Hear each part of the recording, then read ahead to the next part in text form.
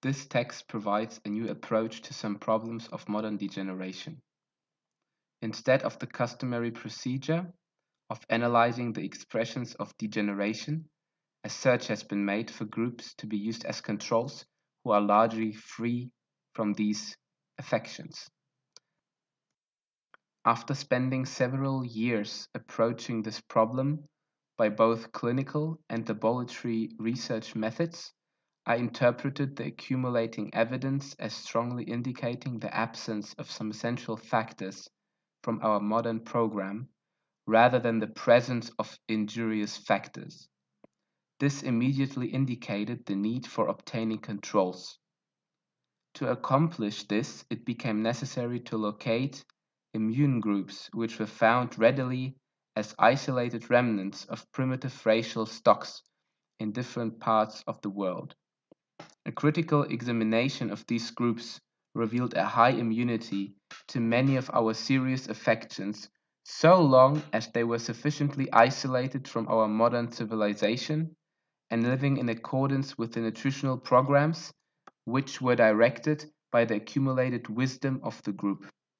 In every instance where individuals of the same racial stocks who had lost this isolation and who had adopted the foods and food habits of our modern civilization were examined, there was an early loss of the high immunity characteristics of the isolated group. These studies have included a chemical analysis of foods of the isolated groups and also of the displacing foods of our modern civilization. These investigations have been made among the following primitive racial stocks, including both isolated and modernized groups: the Swiss of Switzerland, the Gallics in the Outer and Inner Hebrides, the Eskimos of Alaska, the Indians in the far north, west, and central Canada, western United States and Florida, the Melanesians and Polynesians, on 8 archipelagos of the Southern Pacific tribes in Eastern and Central Africa, the Aborigines of Australia, Malay tribes on island north of Australia, the Maori of New Zealand and the ancient civilizations and their descendants in Peru, both along the coast and in the Sierras, also in the Amazon basin. Where available, the modernized whites in these communities also were studied. There have been many important unexpected developments in these investigations. While a primary quest was to find the cause of tooth decay, which was established quite readily as being controlled directly by nutrition, it rapidly became apparent that a chain of disturbances developed in these various primitive racial stocks, starting even in the first generation after the adoption of the modernized diet, and rapidly increased in severity with expressions quite constantly like the characteristic degenerative processes of our modern civilization, of America and Europe.